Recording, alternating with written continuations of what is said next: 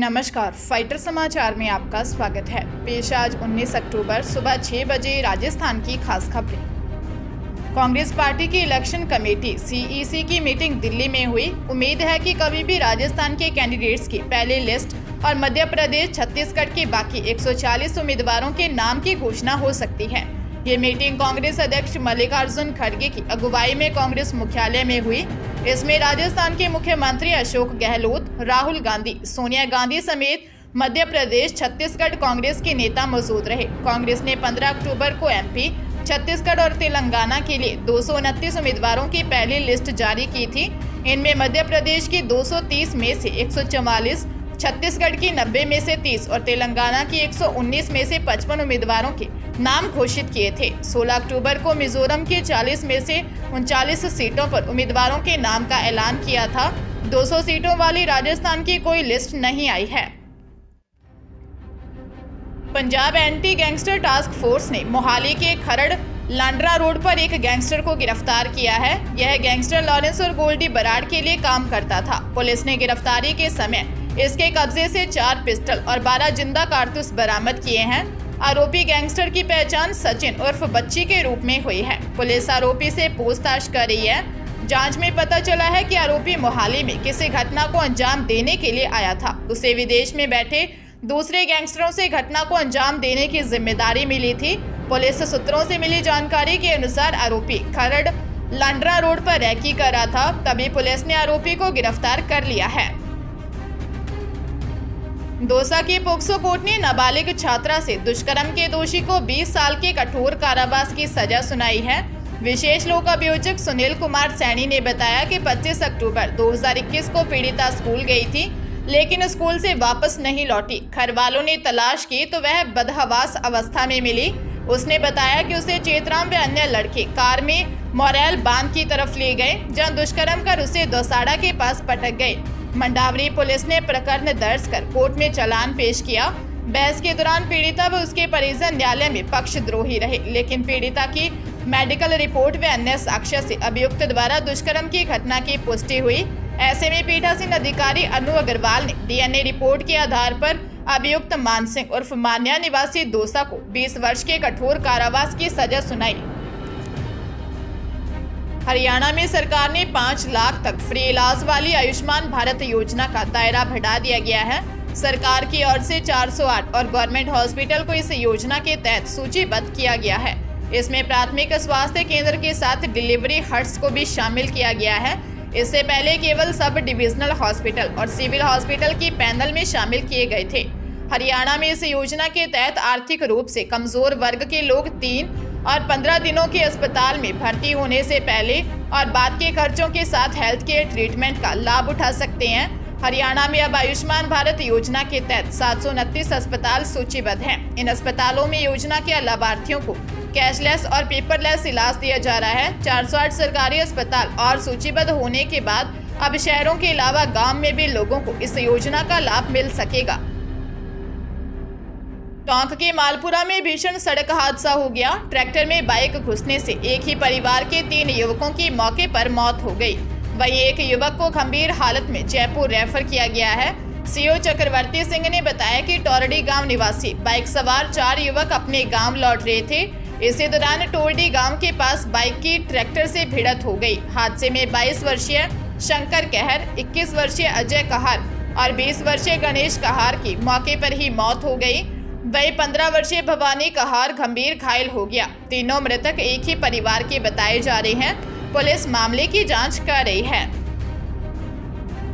राजस्थान में भाजपा की पहली लिस्ट के बाद विरोध शुरू हो गया था। वही कांग्रेस के भीतर भी रार चल रही है, जहां एक और मुख्यमंत्री यह कहते नहीं थकते कि 156 सीट जीतकर हम सरकार रिपीट करेंगे, लेकिन रिपीट हो रहा है बीजेपी की तरह झगड़ा। एआईसीसी राजस्थान की कुश्ती की जगह बन गई है।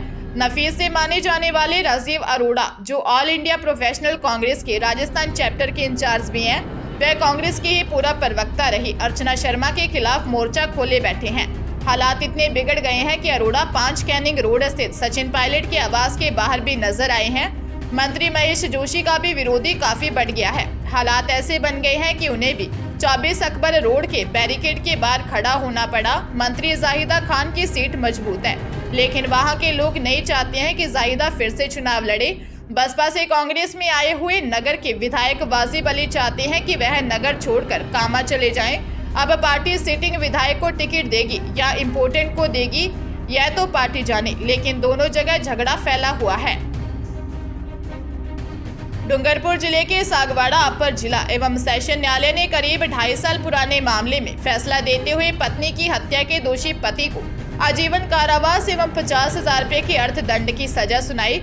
न्यायाधीश दिनेश कुमार गढ़वाल ने जेठाना निवासी महेश पाटीदार को दोष सिद्ध पर आजीवन कारावास एवं 50,000 रुपए अर्थदंड से दंडित किया। अपर लोक अभियोजक आजाद शाह ने बताया कि जेठाना निवासी जगदीश पाटीदार ने बहन जानी पाटीदार का विवाह 20 वर्ष पूर्व जेठाना निवासी महेश पाटीदार से करवाया था। बहनोई महेश 12 वर्ष पूर्व किसी अन्य महिला के साथ गांव चला गया। महेश अपने पिता वासुदेव के निधन पर गांव जेठाना आया। इस दौरान 27 एवं 28 अप्रैल 2021 की रात में उसकी बहन जानी का शव कमरे में पड़ा मिला। भाई जगदीश पाटीदार ने बहन की मृत्यु पर शंका व्यक्त की थी। पोस्टमार्टम रिपोर्ट में हत्या होना पाया गया था। राजधानी जयपुर के चाकसू थाना इलाके के NH 5B स्थित चेची होटल के पास बोलेरो अनियंत्रित होकर पलट गई। हादसे में 5 साल की बच्ची सहित 2 लोगों की मौत हो गई, जबकि 6 लोग घायल हो गए। थाना प्रभारी कैलाश दान के मुताबिक हथूना निवासी 45 वर्षीय प्रकाश मीणा अपने परिवार के साथ बोलेरो में सवार होकर टोंक के हथूना से जयपुर किसी कार्यक्रम में हिस्सा लेने जा रहे थे। बोलेरो में 9 लोग सवार थे। चाकसू के पास पहुंचने पर बोलेरो का अचानक टायर फट गया, जिससे बोलेरो अनियंत्रित होकर पलट गई। हादसे में एक व्यक्ति की मौके पर ही मौत हो गई, जबकि गंभीर रूप से घायल बच्ची 5 वर्षीय प्रियंका मीणा की अस्पताल में मौत हो गई। घायलों का इलाज चल रहा है। पुलिस मामले की जांच कर रही है। राजस्थान लोक सेवा आयोग की ओर से कनिष्ठ विधि अधिकारी परीक्षा 4 व 5 नवंबर को आयोजित की जाएगी। परीक्षा में प्रत्येक प्रश्न के 5 विकल्प दिए जाएंगे। समस्त प्रश्नों में किसी एक विकल्प का चयन कर उसे भर दिया गया है। यह सुनिश्चित करने के लिए 10 मिनट का अतिरिक्त समय भी अभ्यर्थियों को दिया जाएगा। आयोग सचिव रामनिवास मेहता ने बताया कि आयोग द्वारा आयोजित की जाने वाली वस्तुनिष्ठ भर्ती परीक्षाओं में प्रत्येक प्रश्न के लिए 5वां विकल्प भी दिया जा रहा है। यदि अभ्यर्थी किसी प्रश्न का उत्तर नहीं देना चाहता है तो वो 5वें विकल्प अनुत्तरित प्रश्न का चयन भरना होगा। किसी भी विकल्प का चयन न करने पर ऐसे प्रश्न के अंक का 1/3 भाग काटा जाएगा। अभ्यर्थी द्वारा 10% से अधिक प्रश्नों में किसी भी विकल्प का चयन नहीं किया जाता है तो उसे उस परीक्षा के लिए अयोग्य माना जाएगा।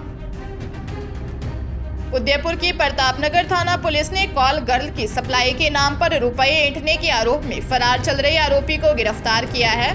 आरोपी एक ऐप के जरिए लोगों को कॉल गर्ल की फोटो व्हाट्सएप पर दिखाकर मिलने बुलाते, फिर उसे हथियार दिखा और बदनाम करने की धमकी देकर रुपए वसूल लेते थे। पुलिस इस मामले में पूर्व में 5 आरोपियों को गिरफ्तार कर चुकी है। थानाधिकारी हिमांशु सिंह राजावत ने बताया कि मुजाफराबाद दूदू हाल चित्रकूट जयपुर निवासी राकेश कुमार मीणा को गिरफ्तार किया है। गिरोह ने एक मोबाइल ऐप टोटेक्स बना रखा था, जिसके जरिए वे लोगों से संपर्क साधकर उन्हें कॉल गर्ल के नाम पर लूटते थे। मामले में पुलिस ने पहले जयपुर निवासी प्रीतम सिंह, मनीष चौधरी, अशोक सैन, सुब्राती खान और दीपक मीणा को गिरफ्तार किया था। CBSE ने वर्ष 2023-24 के लिए कॉलेज व यूनिवर्सिटी के स्टूडेंट्स के लिए केंद्रीय सेक्टर स्कॉलरशिप योजना के लिए आवेदन मांगे हैं। ऑनलाइन आवेदन 31 दिसंबर तक जमा किए जा सकेंगे। इस संबंध में बोर्ड द्वारा दिशा निर्देश जारी किए गए हैं। CBSE के सचिव के मुताबिक केंद्रीय सेक्टर स्कॉलरशिप योजना वर्ष 2022 के लिए प्रथम नवीनीकरण, वर्ष 2021 के लिए द्वितीय नवीनीकरण, वर्ष 2020 के लिए तृतीय नवीनीकरण व वर्ष 2019 के लिए चतुर्थ नवीनीकरण के लिए ऑनलाइन आवेदन मांगे गए हैं।